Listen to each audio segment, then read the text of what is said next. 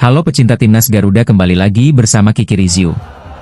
Fans timnas Indonesia saat ini sedang berada di persimpangan antara harapan dan realita. Banyak dari kita berharap 2026 menjadi tahun emas, tahun di mana Garuda akhirnya mencatat sejarah lolos ke Piala Dunia untuk pertama kalinya. Tapi, di balik optimisme itu, ada satu fakta penting yang sering luput dari sorotan, usia skuad timnas Indonesia saat ini. Kalau kita lihat data skuad senior sekarang, rata-rata usia pemain berada di kisaran 26-27 tahun. Banyak pemain pilar bahkan sudah menyentuh usia 30 tahun ke atas. Jika kita masuk di Piala Dunia 2030 maka umurnya menjadi Kelvin Verdong, 33 tahun. Ula Romeni, 30 tahun. Emil Audero, 33 tahun. Martin Paes, 32 tahun. Hom Haye, 35 tahun. Joey Pelupesi, 31 tahun. Jai Idzes, 30 tahun. Dean James, 30 tahun. Sandy Walsh, 35 tahun. Kevin Dix, 34 tahun. Artinya, jika Indonesia gagal lolos ke Piala Dunia 2026, maka saat kualifikasi untuk Piala Dunia 2030, banyak dari pemain ini akan berusia antara 34 hingga 39 tahun. Dan pada usia tersebut, realitanya, hanya sedikit pemain yang masih bisa tampil di level internasional tertinggi. Beberapa di antaranya mungkin masih punya tenaga dan pengalaman, tapi tentu tidak semua akan berada di puncak performa.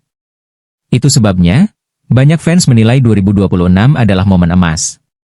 Karena generasi terbaik saat ini, dengan kombinasi pemain naturalisasi dan talenta muda, sedang berada di usia produktif. Tapi kabar baiknya, Indonesia juga punya gelombang muda yang sedang berkembang. Marcelino Ferdinand, 20 tahun. Rizky Ridho, 23 tahun. Justin Hubner, 21 tahun. Elkan Bagot, 22 tahun.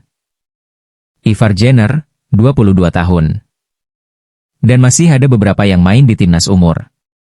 Mereka inilah yang diproyeksikan akan jadi tulang punggung di Piala Dunia 2030, jika generasi senior sekarang mulai berkurang.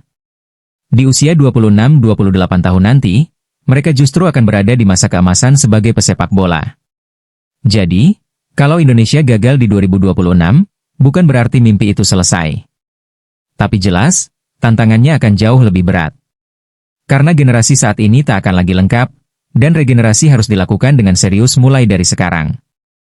Itulah mengapa, para fans begitu berharap 2026 jadi titik sejarah. Karena inilah momen ketika pemain berpengalaman dan pemain muda berada dalam satu gelombang emas. Jadi, pertanyaannya bukan hanya, apakah kita bisa lolos? Tapi juga, apakah kita siap memanfaatkan generasi emas ini sebelum terlambat? Bagaimana menurut pendapat kalian? Silahkan tulis di komentar. Garuda harus terbang sekarang, atau kita menunggu 4 tahun lagi dengan skuad yang sangat berbeda? Jangan lupa like, subscribe, dan komen ya.